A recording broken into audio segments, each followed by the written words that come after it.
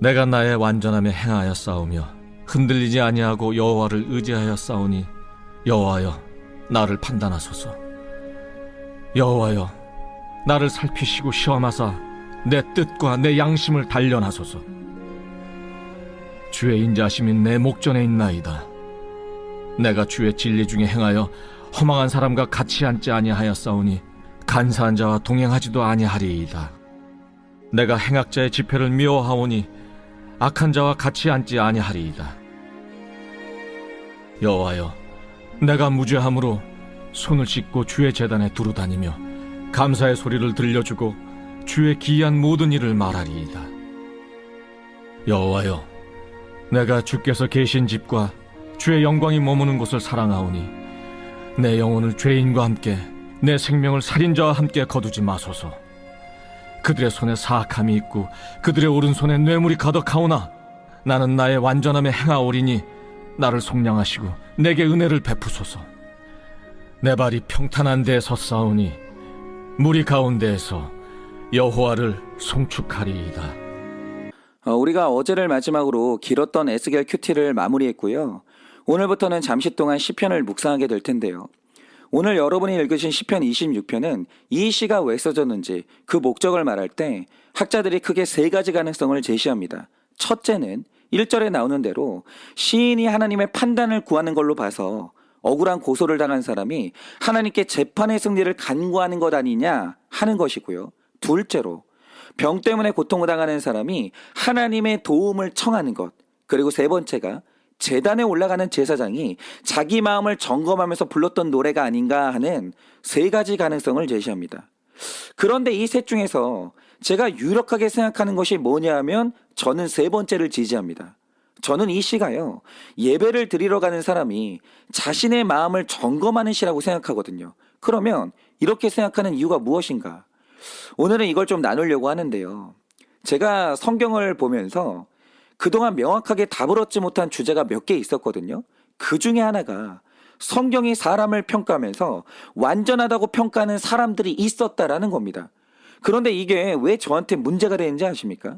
로마서가 분명히 말하는 바 모든 인간은 100% 죄인이기 때문에 누구도 행위로는 의로운 자라는 칭호를 받을 수가 없습니다. 그런데 성경을 보면 하나님이 완전한 자라고 평가하는 사람이 3명이나 있거든요. 그게 노아, 욥, 그리고 오늘 말씀의 다윗인데요. 일단 창세기 6장 9절에서 말하길 노아는 의인이요 당대의 완전한 자라라고 했고, 욥의 경우에 욥기 1장 1절을 보면 그 사람은 온전하고 정직했다라고 평가합니다. 그리고 오늘 말씀에서 다윗이 스스로를 뭐라고 평가합니까? 내가 나의 완전함에 행하였다라고 하는데 하나님이 그걸 인정하시는 거예요. 그래 너는 온전했다 이러시는 겁니다. 그런데 저는 성경을 볼 때마다 이게 해석이 안 되는 거예요. 왜냐하면 성경에 나타난 이 3명의 삶이 절대로 완전하지 않았거든요. 예를 들어서 노아의 경우에 맞습니다. 그가 하나님의 말씀에 순종해서 방주를 만들었고 구원받은 것은 맞아요. 맞는데 그가 노아의 홍수 이후에 가장 먼저 한 게 뭡니까? 땅에 포도나무를 심고 포도주를 만든 다음에 완전히 취해서 벌거벗은 상태로 잠을 자는 거예요. 그러다가 자기 수치를 드러낸 아들을 혈기를 내면서 저주를 한 겁니다. 자기 아들을. 여러분, 제가 과장하는 게 아니고요. 노아가요, 심각한 알코올 중독이 있었던 사람이에요. 그는 완전하지 않았어요. 그리고 욥은 어떻습니까? 그가 믿음이 좋았던 사람은 맞아요. 맞는데 욥기를 가만히 보면 그가 고난 중에 자기 믿음을 온전히 지켰다는 건 사실이 아닙니다. 그는 고난을 당하자 자신이 태어난 사실을 저주했고 뱃속에서 낙태되는 아이들을 그렇게 부러워했어요. 그래서 만약 하나님이 욥의 고난을 적절한 선에서 멈추지 않았다면 그도 자기 아내처럼 하나님을 욕하고 신앙을 버렸을지도 모르는 일이에요. 그러니까 욥이 고난 중에도 흔들리지 않는 믿음을 가졌다라고 말하는 것은 전형적인 과장이고 우상화예요. 그리고 다윗의 경우에 그의 죄라는 것은 너무 오픈된 게 많아서 그가 완전하지 않다는 사실에 대해서 굳이 말할 필요가 없습니다. 다윗은 명백하게 완전하지 않아요. 그리고 앞서서 말씀드린 대로 성경은 분명히 사람 중에 의인이 없다라고 딱 잘라 말하거든요. 그런데 이상한 게 뭐냐? 또 성경은 분명히 세 사람을 말하면서 그들이 완전했다라는 거예요. 그러니까 제가 성경에서 이런 구절이 나오면 일단 신학적으로 해석이 안 되는 겁니다. 그런데 제가 이 시편을 묵상하다가 드디어 완전하다는 말의 뜻이 뭔지를 깨닫게 된 거예요. 그럼 그게 뭔가? 여러분이 오늘 말씀을 보시면 1절에서 다윗이 하는 말이 뭡니까? 내가 완전하게 행하였사오니 흔들리지 않고 여호와를 의지했다라는 겁니다. 그리고 1절 마지막과 2절에서 그 다음에 말하는 게 뭡니까?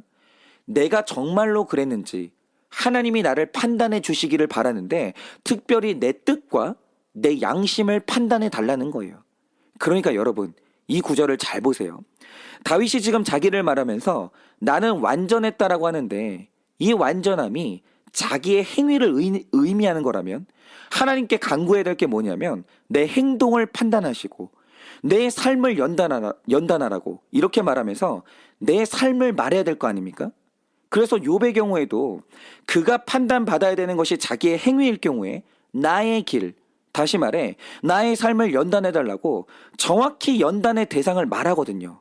그런데 이상한 것은 다윗이 오늘 판단하시고 살피시고 시험하사 단련해 주십사 하는 걸 뭐라고 합니까? 내 뜻과 내 양심을 단련하라고 그렇게 간구하는 거예요. 그러니까 오늘 다윗이 완전하다라고 할 때 그 완전함의 대상은 행위가 아니라 자기의 마음을 말하는 겁니다. 그리고 더불어서 욥과 노아를 완전하다고 말할 때 그것도 그들의 행위를 말하는 게 아니라 그들의 마음을 말하는 거예요. 그러면 여러분, 마음이 완전하다는 말의 뜻이 뭘까요? 제가 얼마 전에 한 심리학 교수님의 강의를 듣다가 정말 흥미로운 내용을 듣게 됐는데요. 학교에서 선생님들이 가장 좋아하는 학생을 모범생이라고 하잖아요. 그런데 이 모범생이라는 게요, 겉으로는 행동이 똑같을 수 있는데 그 중에 진짜 모범생이 있는데 반면에 가짜 모범생이 있다라는 거예요. 그러면 진짜 모범생과 가짜 모범생의 차이가 뭔지 아십니까?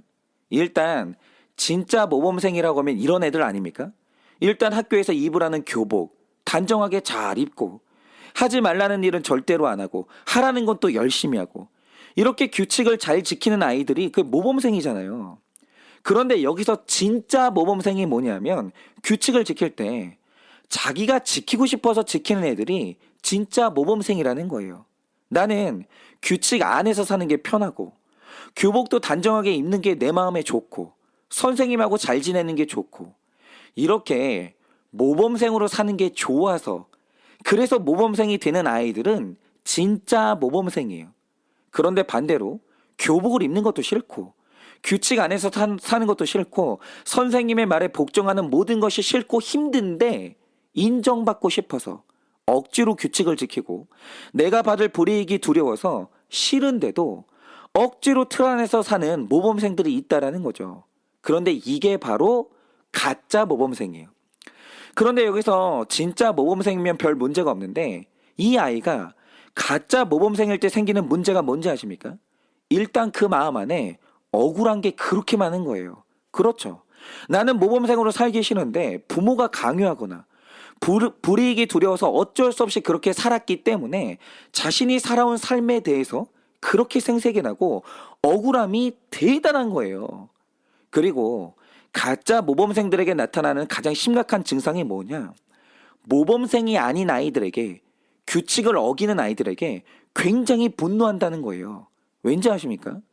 나는 힘들어 죽겠어도 이렇게 살아야 되니까 억지로 모범생의 삶을 살고 있는데 왜 니들은 규칙 어기면서 왜 니들은 편하게 살아? 왜 나만 이렇게 힘들게 살아야 돼? 너희들도 같이 힘들어야 되는 거 아니야? 이런 생각이 들면서 내 규칙과 다르게 사는 사람들에 대해서 엄청난 분노를 터뜨리는 거예요. 그러니까 모범생으로 살고 있는데 그 마음에 억울한 게 많고 나와 다른 사람들에 대해서 분노가 터지는 이유가 뭐냐면 그가 가짜 모범생이라 그렇다라는 거예요. 그런데 반대로 진짜 모범생의 경우에 내가 좋아서 이 삶을 선택했기 때문에 그들의 마음에는 억울한 게 없고요. 나와 다르게 사는 사람을 본다고 해서 그게 나에게 분노를 일으키거나 정죄로 이어지지는 않는다라는 거죠. 그냥 이런 생각들을 하는 거예요. 아니, 이렇게 좋은 삶을 놔두고 왜 굳이 저렇게 살지? 이런 안타까운 마음만 있지, 나와 다르게 사는 사람들이 못 참도록 밉거나 정죄가 되거나 그렇지는 않다라는 거죠. 그러니까 가짜 모범생의 경우에 그 삶이 화가 나고 억울한 이유가 뭐냐? 마음으로는 그 삶이 좋지 않은 억지로 사는 삶이기 때문이에요. 그러면 이런 모범생은 행위로는 모범생이어도 불완전한 모범생이 되는 거죠. 그런데 진짜 모범생은 내 마음으로 그렇게 사는 게 좋기 때문에 그가 모범생인 거예요. 그러면 바로 이게 완전한 모범생인 거죠. 그런데 우리가 성경의 인물을 보자 이거죠. 성경에서 가짜 모범생의 대표적인 인물이 가룟 유다인데요. 여러분, 마태복음이 총 28장으로 이루어졌는데 유다의 배신이 본격적으로 드러나는 부분이 어딘지 아십니까? 거의 끝장인 26장부터예요. 그러면 그 오랜 시간 동안 유다의 정체가 드러나지 않았던 이유가 뭔지 아십니까? 겉으로 보기에 그는 완벽한 제자였거든요. 예수님이 말씀하시면 잘 듣고, 전도하라고 하면 전도하고, 몰려오는 병자들을 섬기라고 하면 섬기고, 이렇게 겉으로 보기에 하는 행동이 다른 제자들하고 똑같았던 거예요. 그런데 그는 완전한 진짜 제자가 아니라 가짜 제자였다라는 거죠. 이유가 뭡니까? 사실 그는 예수님 자체를 사랑하거나 그의 가르침에 동의한 게 아니라 돈을 벌고 싶어서 예수님을 따라다닌 거예요. 그러니까 그날이 오기까지 싫은데 억지로 말씀 듣는 자리에 앉아 있었고, 시키는 일을 열심히 했고, 하지 말라는 건 억지로 안 했던 거예요. 싫은데 모범생의 삶을 산 겁니다. 그런데 문제가 뭐냐? 싫은 거를 억지로 살고 있으니까 점점 마음에 억울한 게 쌓이고, 그 마음에 나와 다른 사람에 대한 분노가 쌓이는데요. 요한복음 12장을 보면 예수님이 유월절 엿새 전에 나사로의 집을 방문하시거든요. 그런데 그 집에 마리아가 찾아와서 한 일이 뭐냐면 지극히 비싼 향유를 깨서 예수님의 발에 부은 거예요. 그런데 여기서 다른 사람들은요, 예수님이 좋아서 헌신하는 사람들이고 예수님이 좋아서 따라다니니까 마리아가 하는 행동에 대해서 아무 감정이 없었거든요. 이걸 뭐라고 하는 사람이 아무도 없었습니다. 그런데 거기서 유일하게 화를 내는 사람이 누굽니까? 갑자기 유다가 급발진을 하더니 왜 그 비싼 향수를 깨냐고, 차라리 그걸 팔아서 가난한 사람들한테 줘야 되는 거 아니냐고 이러면서 유다가 엄청 화를 내는 거예요. 그런데 이게 뭐라고 유다가 그렇게 화를 낼까요? 그가 훗날 얻을 이익을 위해서 억지로 절제하면서 가난 가운데 살고 있는데, 그 가난이 억지로 사는 삶이니까 점점 지치면서 마음의 생색과 혈기가 생기고 있었던 거예요. 그런데 어느 날 마리아가 오더니 그 비싼 향수를 깨면서 돈을 막 쓰는 거예요. 그러니까 그 순간 마음의 억울함이 터지면서 정죄가 나오는 겁니다. 그러니까 바로 이게 가짜 모범생이고 이게 온전함이 없는 거예요. 그런데 성경이 말하는 노아와 욥과 다윗의 경우에 왜 성경이 그들을 온전하다고 하겠습니까? 특별히 노아의 경우를 보면 그 시대의 사람들은 눈으로 보기에 좋은 사람을 만나면 다 결혼하고 정말 즐겁게 살았거든요. 그런데 노아는요, 그렇게 살아본 적이 없어요. 왜냐? 어느 날 그가 하나님께 부름받아 100년이 넘는 시간 동안 방주를 만들었기 때문에 그는 인생을 즐길 시간이 없었던 겁니다. 그런데 성경을 보면 노아가 인생을 즐기는 그 사람들을 보면서 그들을 정죄하거나 혈기냈다는 표현이 없어요. 그리고 그렇게 사는 동안 억울함을 표현했다는 기록 자체가 없습니다. 노아는 억울해하지 않았어요. 그러면 왜 즐기지도 못하고 방주를 만드는 동안 억울하거나 다른 사람을 향해 정죄하는 일이 왜 없었을까요? 그는 자기가 받는 구원에 대한 확신이 있었고 그렇게 사는 삶에 완전히 동의했기 때문이에요. 그러니까 그가 행위로 완전한 모범생의 삶을 살지는 못했지만 그는 그런 삶에 대해서 억울해하거나 나처럼 살지 않는 사람들에 대해서 정죄하지 않았어요. 왜냐? 그는 가짜 모범생이 아니라 진짜 모범생이었거든요. 그리고 이런 마음은 욥이나 다윗이나 다 똑같은 마음이었다는 겁니다. 그러니까 성경이 이들을 완전하다고 말할 때 그 완전하다는 말의 뜻이 뭐냐면 이들이 그리스도인으로 사는 걸 억울해하거나 생색내는 가짜가 아니라 그렇게 사는 삶을 기뻐했던 진짜 그리스도인이었다라는 겁니다. 그래서 다윗은 자신을 완전하다라고 말하면서 내 마음을 판단하시고 내 뜻과 내 양심을 단련하시라고 그렇게 말한 거예요. 왜냐? 내가 행위로는 완전하지 않지만 내가 정말 주님을 사랑하고 율법대로 살아가는 삶이 내 삶의 즐거움이었거든요. 그 마음이 하나님을 향해서 온전했던 거예요. 그래서 그는 거룩하게 사는 삶을 한 번도 억울해하거나 하나님을 향해서 불평해 본 적이 없습니다. 그러니까 말씀을 보시면 오늘 그가 살았던 삶이 나오는데 여러분, 이 말씀에 나오는 그의 삶이 얼마나 힘듭니까? 허망한 사람들을 늘 피하고 간사한 자들과는 동행도 하지 않고 행악자의 집회나 악한 자의 모임은 다 피하는 거예요. 그런데 여러분, 이게 왜 힘듭니까? 우리는 100% 죄인이기 때문에 사실 우리가 가장 큰 쾌락을 느끼고 가장 큰 재미를 느끼는 게 바로 악한 자들의 모임이거든요.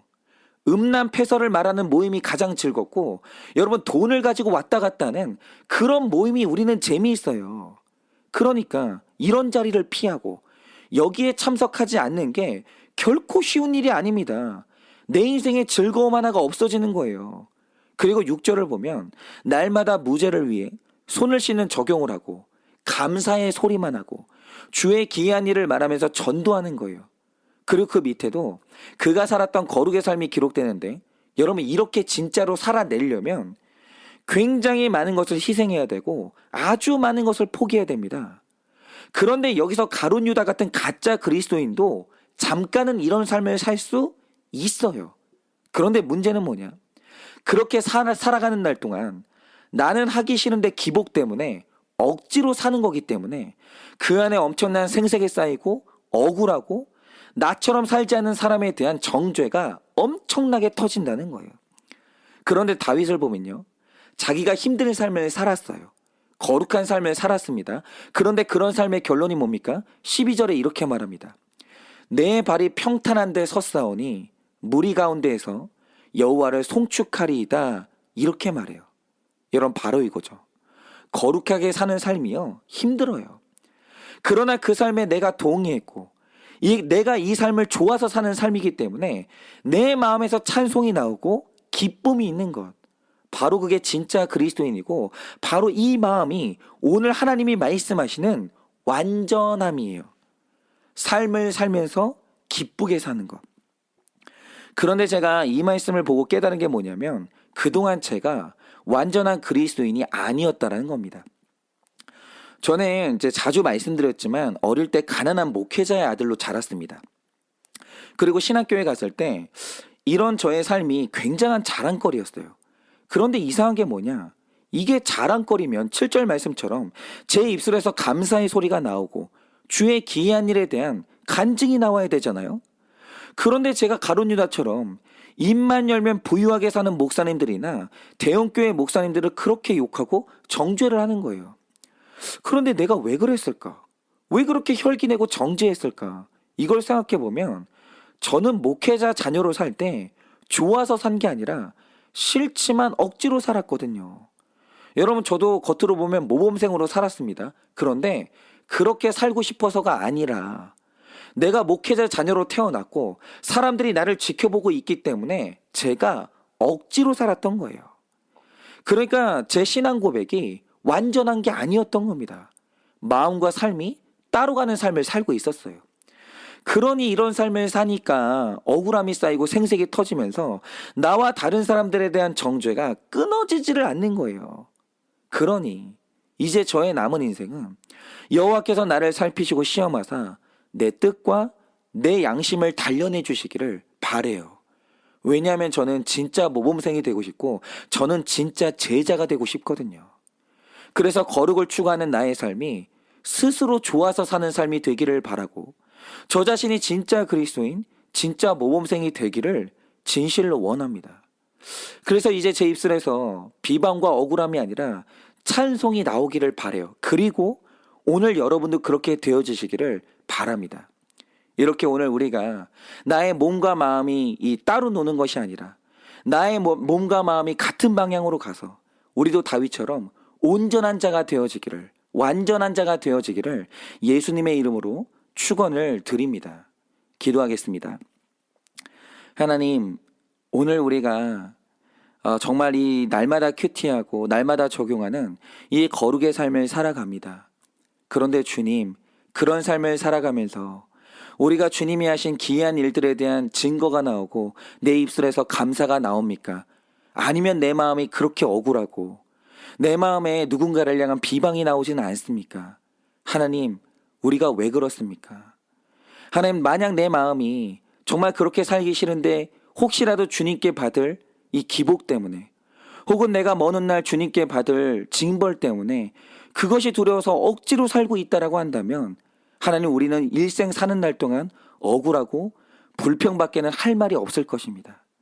그러나 오늘 내가 주님을 사랑하고 이렇게 살아가는 삶이 나의 기쁨이 되어지면 이제부터 나의 삶 가운데서는 주님을 향한 찬송이 나오고 기이한 주님의 일에 대한 하나님 간증이 나오게 될 것입니다.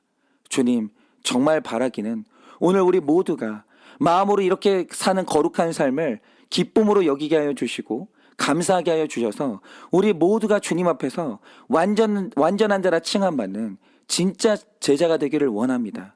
하나님, 오늘도 우리의 마음을 감찰하여 주시고 우리의 마음을 단련하여 주사 이 거룩의 삶을 기뻐하는 진짜 제자가 될 수 있도록 주님께서 우리 모두의 삶 가운데 역사하여 주시옵소서.